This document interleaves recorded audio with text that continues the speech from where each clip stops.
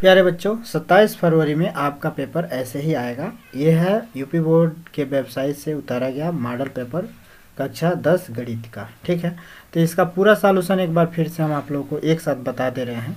इसको आप लोग देख लीजिए। ठीक है, इसमें से आराम से 10-20% क्वेश्चन लड़ेंगे। ठीक है, तो यहाँ पे देखिए बहुविकल्पीय प्रश्नों को देखते हैं हम लोग कि इन दो संख्याओं का एलसीएम 60 तथा एचसीएफ 3 है।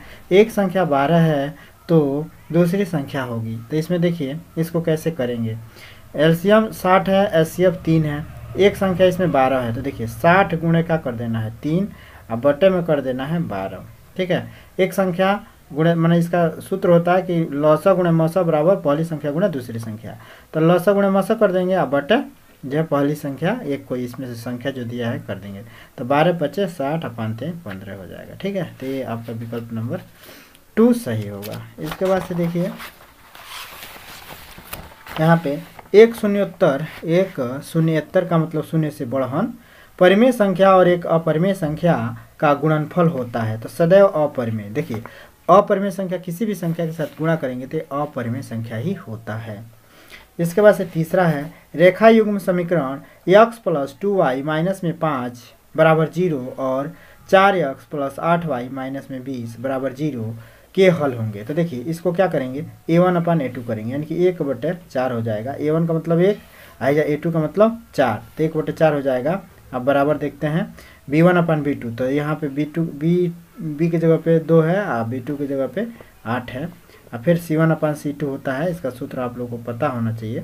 ठीक है, a1/a2 बराबर b1/b2 बराबर c1/c2 अगर होता है तो इसके अनेक हल होते हैं। अगर ये बराबर नहीं होता है तो इसका एक हल होता है। ये जो है ये बराबर नहीं होता है तो इसके कोई हल नहीं होता है। ये बराबर नहीं होता है तो इसके केवल और केवल एक हल होता है। ठीक है, तो यहाँ पे देख सकते हैं कि 2 × 2 2 चौको 8 और 4 5 × 5 5 चौको 20। यहाँ पे देख रहे हैं कि 1/4 1/4 1/4 तीनों बराबर हैं, तो इसके अनेक हल होंगे, अपरिमित रूप से अनेक हल होंगे। ठीक है, तो ये आपका दूसरा विकल्प सही हो जाएगा। ठीक है, सबका सॉल्यूशन दिखा रहे हैं, आप लोगों को बता देंगे। ठीक है, सबका सॉल्यूशन बता देंगे। 1 मिनट रुकिए और वीडियो को पूरा देख के जाइए। यहाँ पे देखिए 3 के प्रथम 5 गुणजों का योग होगा। तो 3 के प्रथम 5, 3 × 3 3 × 2 = 6 3 × 3 = 9 3 × 4 = 12 3 × 5 = 15 सबको जोड़ेंगे तो ये 45 होगा। ठीक है, द्विघात समीकरण इतना के बारे में निम्नलिखित कथनों पर विचार कीजिए। तो द्विघात समीकरण इतना के बारे में निम्नलिखित कथनों पर विचार कीजिए। कह रहा है कि दिए गए समीकरण के विविक्तर 0 से कम है। तो यानी कि विविक्तर पहले निकाल लीजिए। तो b² - 4ac होता है। b² - 4ac विविक्तर का मान होता है। यहाँ से जो है ये देखिए ये a होता है, ये b होता है, ये c होता है। तो b का मान यहाँ पे -4 है तो -4 ले लीजिए इसका वर्ग, और माइनस में 4a का मान जो है कितना है तो 2 है, इंटू c का मान 3 है तो 3 ले लीजिए। अब इसको हल करेंगे तो a का वर्ग करेंगे तो 4 चौको 16 हो जाएगा। 3 दूना 6 6 चौको 24 माइनस में 24 हो जाएगा। बस है। अब जो है 16 में से 24 घटा दीजिए तो ये जो है कितना 14 में से 8 8 6 14 यानी कि 8 हो जाएगा। 8 6 14 1 1 2 तो 8 हो जाएगा, वो भी माइनस में। तो माइनस का मतलब हुआ कि विविक्तर का मान माइनस में को आता है तो इसके जो मूल वास्तविक नहीं होता है, और यह जो है क्या होता है इसका मूल वास्तविक नहीं होता है। तो समीकरण में कोई मूल वास्तविक नहीं है, यानी कि ये मूल तो वास्तविक है। समीकरण के विविक्तर 0 है, 0 नहीं है, 0 से कम है, 0 से कम है, यानी कि ये वाला सही है। ठीक है, समीकरण का विविक्तर 0 है, समीकरण के मूल वास्तविक हैं, यह गलत है। कह रहा है कि निम्नलिखित में सही उत्तर का चयन कीजिए। तो सही उत्तर क्या है कि 0 से कम है। दिए गए समीकरण का विविक्तर 0 से कम है, कोई मूल वास्तविक नहीं है। ये भी जो है बात सही है कि कोई मूल वास्तविक नहीं है, यानी कि ए और बी विकल्प सही होगा। तो इसके ऑप्शन देखते हैं तो ए और बी सही है, तो ए और बी सही है। ठीक है, इसके बाद से यहाँ पे देखिए एक आयत है जिसके 3 शीर्ष जो है इतना इतना है, इसके विकर्ण होंगे। तो विकर्ण जो है इसका अंडर में 34 होगा। विकर्ण निकालने का सूत्र जो है आप लोग 2 बिंदु के बीच की दूरी से जो है ज्ञात कर सकते हैं। ठीक है, तो विकर्ण निकालने का आप लोग सूत्र जरूर देख लीजिएगा। ठीक है, निर्देशांक ज्यामिति में। अब इसके बाद यदि समीकरण इतना का एक मूल 1/2 है तो k का मान ज्ञात कीजिए। तो यहाँ पे k का मान निकालना आसान है, जो समय कम लगेगा उसी को बता रहे हैं। ठीक है, बकीवा का सॉल्यूशन हम दिखाएंगे आप लोगों को सिर्फ। तो यहाँ पे देखिए एक मूल 1/2 है तो इसे रख दीजिए, तो 1/2 का वर्ग कर दीजिए। धन में k के जगह पे k रहने दीजिए, x का जगह पे 1/2 कर दीजिए। माइनस में 5/4 कर दीजिए, ठीक है। इसको हल कीजिए तो k का मान निकल जाएगा, जब बराबर 0 कर दीजिए तो 1/4 हल करेंगे, ठीक है, इसको समीकरण को, तो 1 ये जो है 2 होगा, ठीक है। दो समरूप त्रिभुज होते हैं यदि उनके संगत कोण बराबर हो, इनकी संगत भुजाएं अनुपातिक हो, उपयुक्त दोनों, तो सबसे विकल्प जो है सही है उपयुक्त दोनों, ठीक है। इसके बाद से यदि एक समकोण त्रिभुज इतना तो बिंदु C से जाने वाली माध्यिका की माप होगी, तो ये जो है लगभग 3 सेंटीमीटर होगी, ठीक है। तो ये जो है लगभग 3 सेंटीमीटर की होगी।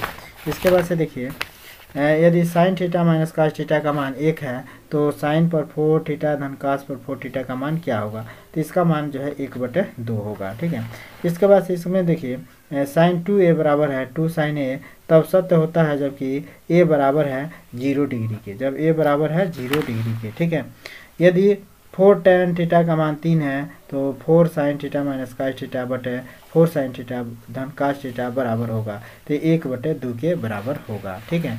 इसके बाद से देखिए सेक a धन tan a इन ब्रैकेट में 1 माइनस साइन a का मान होगा, तो कास a के बराबर होगा, इसको हल करना पड़ेगा, ठीक है। इसके बाद से यदि त्रिज्या 7 सेंटीमीटर वाले एक वृत्त के एक त्रिज्याखंड का कोण 60 डिग्री है, तो त्रिज्याखंड का क्षेत्रफल क्या होगा, तो त्रिज्याखंड के क्षेत्रफल का सूत्र πr² θ/360 होता है, ठीक है। एक सुराही निम्नलिखित का संयोजन होता है, एक गोला और एक बेलन, एक गोला और एक बेलन का संयोजन होता है, ठीक है।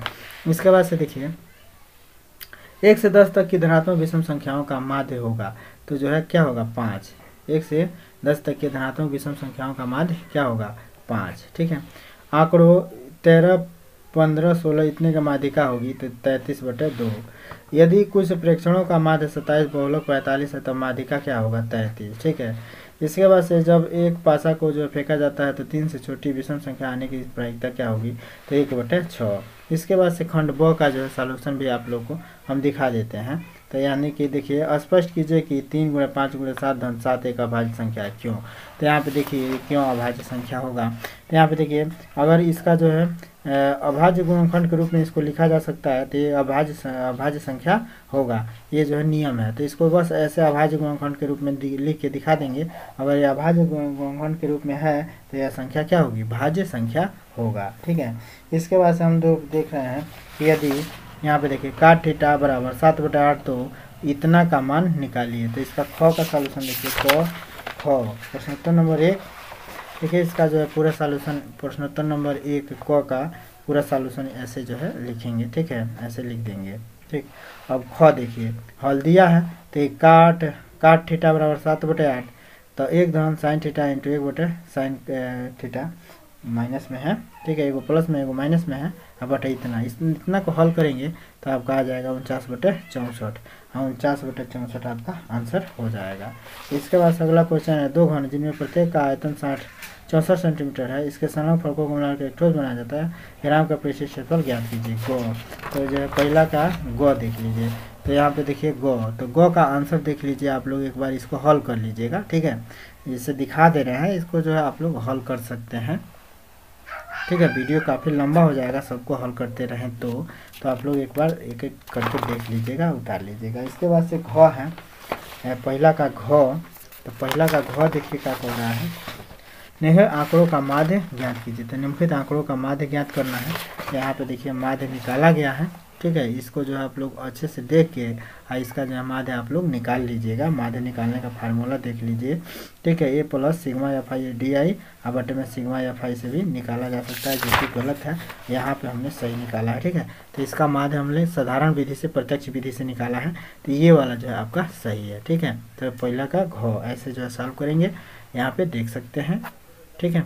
इसके बाद से हम देखते हैं पहला का घ हो गया, पहला घ के बाद से जो है अंग है, तो अंग भी देखिए अंग देखते हैं किधर है, तो ये अंग है। अंग का मतलब यहाँ पे देखिए इसको जो है लाइन बाय लाइन आप लोग देख लीजिए, विभाजन सूत्र से जो इसका यूज करके हम लोग इसको जो हल करेंगे, और आंसर देखिए कितना आ रहा है, तो 2 संबंध 7 आंसर आ जाएगा, ठीक है। इसके बाद से यहाँ पे देखिए एक्स वाई एक ऐसा संबंध ज्ञात कीजिए एक्स वाई बिंदु 3 नजदीकता से समदूरस्थ हो। तो इसके लिए जो है का देखिए क्या है, तो का जो सॉल्यूशन हमको लग रहा है इधर गलत है, तो यहाँ पे देखिए यहाँ पे सही है। इसको आप लोग देखिए ध्यान से और इसको समझने का प्रयास कीजिए। अब इतना समय नहीं है कि आप लोग को समझाया जाए, ठीक है ना। तो इसको आप लोग समझ लीजिएगा, देख लीजिए इसका आंसर कितना आएगा, ठीक है। इसके बाद से देखिए समझा के एक वीडियो बना हुआ है ये, ठीक है। तो जो है अब यहाँ पे प्रश्नोत्तर नंबर दूसरा के क देखिए, प्रश्नोत्तर नंबर दूसरा के क क्या कह रहा है, निम्नलिखित में से किन्हीं 5 खंडों को हल कीजिए। तो खाली 5 खंडों को द्विघात समीकरण इतना ज्ञात की समीकरण को भी समझ की सत्यता की जांच कीजिए। तो यहाँ पे देखिए इसको ऐसे हल करेंगे, जो भी दिया है लिखने के बाद से सत्यता की जांच करेंगे, मूलों का ऊपर गुणांक इतने के बराबर है कि नहीं है, और ऐसे जांच करके इसका आंसर इतना हो जाएगा, ठीक है। इसके बाद से जो है दूसरा का जो है हम लोग क्या देखते हैं, ख। तो दूसरा का ख यहाँ पे आप लोग देख सकते हैं। तो दूसरा के ख में जो है आपका आंसर कितना आया है, तो ऐसे जो है देखते रहिए और आंसर आपका आ जाएगा 12, ठीक है। दूसरा के ख में आंसर आ गया 12, यहाँ से हल किया गया है, देख सकते हैं। और कैसे जो है आंसर 12 आ रहा है यहाँ पे देख सकते हैं, स्क्रीनशॉट लेके आप लोग हल करते जाइए, ठीक है। बस आगे देखते हैं अब दूसरा के गो पे देखिए, दूसरा ऐसे कीजिए कि वृत्त के किसी व्यास के सिरों पर खींची गई सबसे रेखाएं समांतर होती है। इसको भी सिद्ध किया गया है, सिद्ध कीजिए। यहाँ पे देखिए गो में यहाँ पे आप देख सकते हैं 2 स्पर्श रेखाएं व्यास के सिरों को सिद्ध करना है, इतना बराबर इतना इति सिद्धम, ठीक है, ठीक है। इसके बाद से जो हम लोग देखते हैं दूसरा के गो हो गया घ।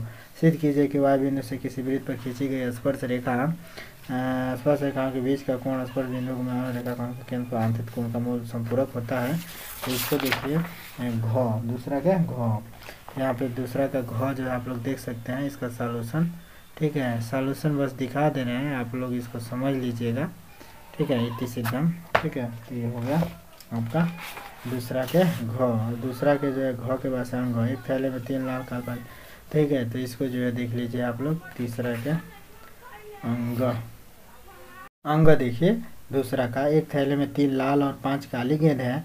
इस थैले में से एक गेंद यादृच्छा निकाली जाती है, इसकी प्रायिकता क्या है कि गेंद लाल होगी लाल नहीं होगी, ठीक है। तो इसमें जो हो जाएगा 5/8, ऐसे हल कर देंगे, देख रहे हैं ना, यहाँ पे ऐसे हल कर देंगे 5/8 आएगा, ठीक है, न होने की प्रायिकता। इसके बाद से देखिए नीचे दिए हुए बंटन का माध्यक 28.5 है, निर्माताओं का योग 60 है, तो एक्स वाई का मान ज्ञात कीजिए, ठीक है। तो इसको जो है आप लोग देख लीजिए माध्यिका की गणना करना है।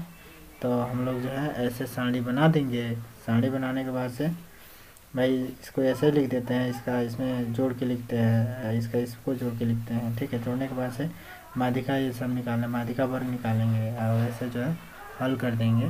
तो इसका आएगा 8, ठीक है, वाई का मान 7। इसके बाद से प्रश्नोत्तर नंबर 3, प्रश्न 2 अंकों की एक संख्या के अंकों को उलटने पर बनी संख्या का योग जो है 66 है। यदि संख्या के अंकों का अंतर 2 हो तो संख्या ज्ञात कीजिए, अथवा जो 5 वर्ष में लिखा है। तो इसको देख लीजिए, माना कि दहाई का अंक इकाई का अंक ऐसे जो है लिख के हल करके और जो हम लोग इसको जो है ज्ञात करेंगे, ये आंसर हो जाएगा, ठीक है। कहीं भी कटिंग नहीं है, इसको आप लोग देख लीजिए ध्यान से, खाली स्कैन कर देना है। इसके बाद से देखिए अथवा लामाना नूरी की वर्तमान आयु